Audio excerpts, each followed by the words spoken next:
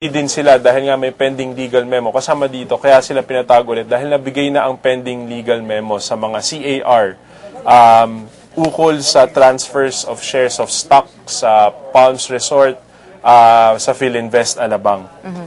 Nais kasi sana ng prosecution na makuha na itong mga yung bank accounts na hinihingi para kung makuha daw yan by tomorrow, i-wrap up na nila yung presentation nila for Article 2. Dahil iniisip pa nila, dapat meron pang isang witness na ihaharap sila ngayon, yung sa Philinvest about the shares of stock nitong mga Corona sa Palms Country Club. Pero iniisip nila baka hindi na rin kailangan, ito na lang subpoena. So hopefully kung makuha daw yun, matatapos na yung, makakaumpisa na sila sa Article 3 naman. So hindi pa natin alam kung they will wrap up tomorrow or ipopos muna yung Article 2 and then Article 3 na bukas, tapos ibabalik sa Article 2 kapag mabigay na po o mapresenta na po yung subpoena doon sa bank documents na sinasabi. So mapapansin din natin na nagkaroon ng cross-examination kay BIR Commissioner Henares, si Justice Cuevas at ang depensa, na maraming ang mga bagay na that was put into light, no? At umabot pa nga sa punto na pati ang SALENIC, yung Commissioner Henares, ay kung pwede ipresenta niya if hingin ng depensa o ng impeachment court. Yung sinasabi ng prosecution na damaging yung mga inilabas na yung offer of evidence ng prosecution ngayong araw na ito because dito ipinakita yung sa testimonya ni Kim Henares na nagkaroon ng discrepancy umano dito sa final na Statement of Assets, Liabilities and Net Worth ng Chief Justice at ng pamilya nito dito sa final niyang income tax return. Several years ito, sinasabi na from 2004, 7 million lang yung net worth na i-final niya. Pero actually, nung kinompute, based on dito sa mga acquired assets, based on the acquisition cost, 21 million dapat. Nung 2006, 8.3 million yung net worth na i-final, pero dapat 31.2 million daw. Nung 2007 naman, 11 million, pero dapat 24 million pala. 2008, 12 million, dapat daw 25 million. 2009, 14.5 million, pero dapat 52 million. Napakalaki, no? Lumobo ng ganito kalaki ng 2009 because of this Bellagio property na naging malaking diskusyon din dahil ito yung nabigyan siya ng pagkalaki-laking discount na sinasabi nilang halos 10 million pesos. So makita natin na bago pinasagot ni presiding Senator Judge Juan Ponce Enrile si Commissioner Henares ukol dito ay humingi sana ng letter of authority, ng waiver ng letter of mula sa Defense Council si Commissioner Henares sapagkat nandito yung usapin ng investigation. At naging presenta nga po na ipresenta ng depensa ang letter of authority to investigate sa Chief Justice na minarkahan nga po bilang ebidensya kanina na yun nga, gaya ng sinabi mo kanina, after appearing at the impeachment court, parang may nag-trigger na para magsimula ng investigasyon na tinignan ang ITRs ng kanyang asawa from 2007 to 2010. Ang sa Chief Justice naman from 1997 to 2010, sa mga anak po from 2001 to 2010 at kahit po sa kanyang son-in-law, no. Dito nagkakaroon na ng mga primary proceedings, subalit syempre dahil nga po ito ay confidential process, hindi pa po makapagbigay ng mas maraming detalye ang BIR. Sa panig naman ng depensa, no, sinasabi naman ng depensa na hindi pa ito produkto ng yung tama at masusing investigasyon. Premature pa daw para sabihin ito. Although, pinakita na yung mga properties dito sa mga nauna mga testigo. Yung mga sinasabi nilang binili ng mga condominium, mga lote, dito na simula dito sa La Vista property na sinasabi nilang 18 million pesos, no? At sinundan niya ng iba pang mga condominiums kagaya ng Bellagio, dito sa The Fort, pati na yung mga properties dyan sa Mekatipunan, sa UP. There were several properties here and according to BIR Commissioner Henares, there are 9 properties since 2002 that have not been reported or were not reported dun sa SALN ng Chief Justice, no? Itong 2003, yung La Vista. Although ni-report yun, instead of 3 million na nilagay na value nung property na yun, lote yun 11 million dapat daw. And then also, dito yung net worth understated daw, 2003, 7 million yung net worth, pero dapat 14 million ang inilagay base dito sa mga acquired na properties. And I asked about that, kasi how can you tell, dito sa SALN naman, hindi naman nakalagay doon yung acquisition cost, nakalagay lang doon yung fair market value, tsaka yung zonal value.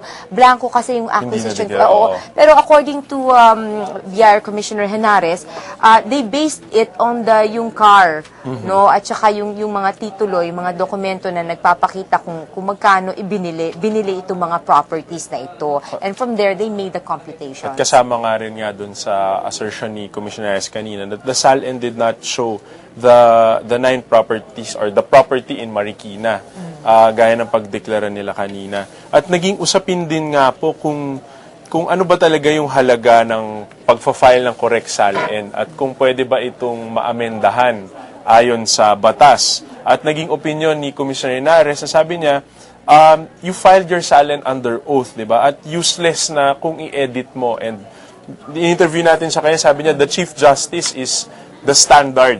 Kumbaga, sabi niya, siya yung standard ng pagpa-file ng tamang SALN. Siya ang standard ng integrity, probity, things that he has to possess. So sabi niya, the mere fact na nagkaroon ng kahit na maliit or misdeclaration, in her opinion, means that may problema po dito. And of course, nakita natin that dito sa cross-examination kay Commissioner Henares, the defense tried to show na hindi tama o may mali siya itong pagsasagawa nila ng isa pang investigasyon habang nagaganap itong investigasyon naman dito sa impeachment trial. Pero sinabi naman ni Commissioner Henares na kung di naman namin gagawin itong investigasyon na ito, baka sabihin naman, dereliction of duty. Hindi namin ginagawa yung duty namin para imbestigahan kung ano man itong deficiency dito sa pagpa-file ng kanilang income tax return.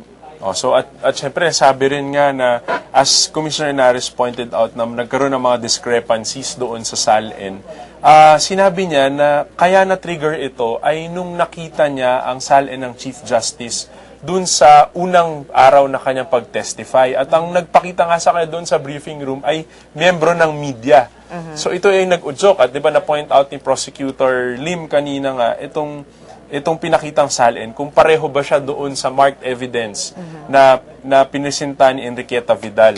At yun nga, nagkaroon ng agam-agam at nagkaroon ng mga usapin na kahit po ang depensa pinapa-strike out ang mga sinabi ni Commissioner Henares dahil daw po hindi siya expert witness at yung opinion niya ay hindi para sa korte or para doon po sa trial na nagaganap. Pero nakita natin na hindi ipinabasa kay Commissioner Henares itong ITR ng mga corona, at confidential daw kasi in nature yan. We see some of the senator judges coming in already, after that long caucus, Ayan, si Senator Bongbong Marcos at si Senator Jinggoy Estrada, mga unang pumasok dito sa Senate Hall, And we await itong entrance ng iba pa para magsimula na muli itong paglilitis. Natagalan, Medyo umabot ng halos more than an hour. Yung 15-minute break mo, matagal-tagal mga naging isang mukhang oras yata. talagang masinsinan ng pag-uusap nila tungkol dito and we assume it's about itong pagpapasabina sa bank account ng mga corona, Kasi nga, ang issue dito, yung bank secrecy law. Sinasabi kasi nila na kapag pinagbigyan ito, baka this will be a precedent at lahat na lang pwede nang ipasabina ng ganyan. But sinasabi naman ng prosecution, hindi, because this is a special court and this is a special case. We are trying the Chief Justice of the Supreme Court. So sa kasalukuyan, nakikita na nga na po natin, pumasok na rin po si Majority Floor Leader Senator Tito Soto, kasabay po ni Senator Joker, Alan Peter, Senator Gringo, Senator Serge, Senator Panfilo Lacson at ni Senator TG Ginggona. Mukhang malapit nang magsimula ang trial. Hinihintay na lang din siguro nila ang presensya ng mga ibang senator judges at nariyan na po si Senator Coco Pimentel. At siguro pagtitignan natin yung kabuuan doon sa intensyon na mag-wrap up na nga ng prosekusyon. Sinasabi na, gaya na sabi ni Dean Valdez kanina, na tignan natin yung series of transactions. That ang importante dito ay tignan natin kung may pattern ba ng misdeclaration, may pattern ba ng hindi pagsabi. At siguro ito daw po yung magpipaint ng buong picture. At syempre, nasabi rin ng depensa, kulang pa yata, hindi ho na patunayan ito ng prosekusyon dahil mahina pa rin yung kaso at hindi yata sunod-sunod yung pagtanaw o pagtingin doon sa mga properties na meron. Kasi ang tinitignan ngayon dito, under Article 2, yung hindi pag-disclose ng kanyang SALN at yung hindi pagsasama ng ilang mga properties sa SALN niya. Tinanggal na kasi yung sa 2.4 ng ill-gotten wealth. Kaya nagkakaroon ngayon ng mga question kung ano yung mga pwedeng ilabas na ebidensya at ano yung hindi pwedeng ilabas. However, dito sa kanina nagpa-press con ang prosecution at sinabi nila na yung betrayal of public trust for not telling the truth under oath, parang malinaw na nangyari dito. Yun ang sinasabi nila, no? And sabi nga nila, makikita dito sa mga dokumento na ipinakita dito na nagkaroon nga ng hindi pagsasama ng ilang mga properties dito sa kanyang SALN. And yun nga, pati sa ITR niya, parang merong discrepancy. So, makita natin, may mga senador na rin na ibang pumasok. Nandito na si Senator Frank Drilon at Senator Kiko Pangilinan. At malapit na yatang makumpleto ang 21 senator judges. Makikita rin natin, dun sa briefing na ginawa ng prosecution, sinabi nila na ang Chief Justice po, ang members of the Supreme Court are not under the jurisdiction of the Ombudsman. Kaya naman hindi ka basta pwede basta-basta na lang mag-file ng mga queries or complaints before a court. You need at least 98 members of the House to open an investigation. At syempre, sa pagpresenta nga ng mga ebidensya ng prosecution ngayong araw, naging tugon din naman ng depensa na sila ay sasagot within their time. At siguro, na-highlight ni Attorney Tranquil kanina na hindi pa naman nagpipresenta ang depensa ng kanilang ebidensya. So makikita natin na marami pang nag-unfold dito sa mga proseso. Nikki, nakapasok na po yata yes, nandiyan na si Senator Enrile, ang ating presiding officer, na just conferring with Senator Tito Soto, but any moment now, magsisimula na muli itong paglilitis. And it took them about more than an hour to have itong caucus patungkol dito sa bank account. Naku, mainitan siguro talaga ang usapan dito sa kanilang caucus kanina, no? At normally, di ba, ang gusto nga sana ng Senado ay matapos by 5